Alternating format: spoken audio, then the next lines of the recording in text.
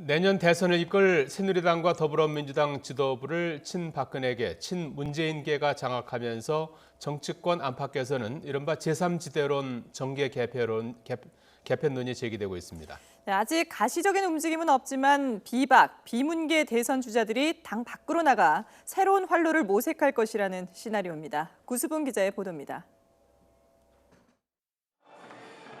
내년 대선 경선을 관리할 새누리당 지도부는 이정현 대표를 필두로 한 친박계 인사들로 채워졌습니다.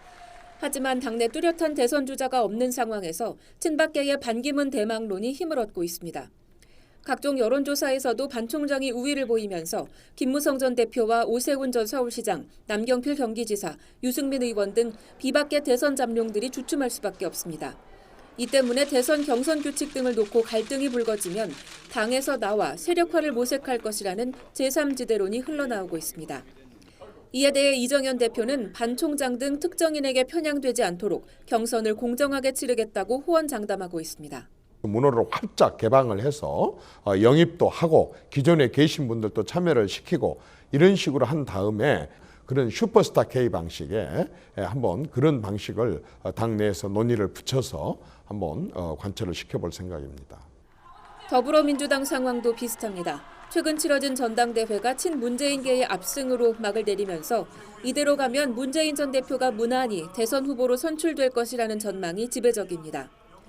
문 전 대표와 추미애 대표는 이른바 대세론에 대한 역풍을 우려한 듯 더민주 중심의 야권 통합을 강조하고 있습니다.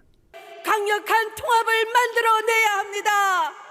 집권을 위해 여러 개의 나눠진 보조 경기장이 중요한 것이 아니라 하나의 큰 주경기장을 우리 함께 만들어냅시다. 하지만 김종인 전 비대위 대표가 정계 복귀 초읽기에 들어선 손학규 전 고문과 박원순 서울시장, 안희정 충남지사, 김부겸 의원 등 잠재적 대선 주자들을 잇따라 만나면서 문 전 대표의 맞설 인사들을 결집해 새판 짜기를 준비하는 것 아니냐는 분석이 나오고 있습니다.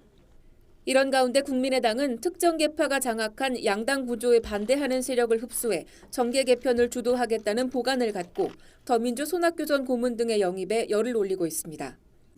국민의 지지를 받은 양당의 폐해를 양극화된 현상을 보았기 때문에 이미 제3당으로 지지를 받았기 때문에 여기가 곧 제3지대로 제3당으로서의 역할을 하고 있다. 역대 대선에서 양당 후보가 아닌 제3의 후보가 대권을 거머쥔 적이 없다는 점에서 이런 정계 개편론의 회의적인 시선도 적지 않지만 내년 대선이 다자구도로 치러질 경우 제3지대론이 탄력을 받을 수 있다는 전망도 제기됩니다. YTN 구수본입니다.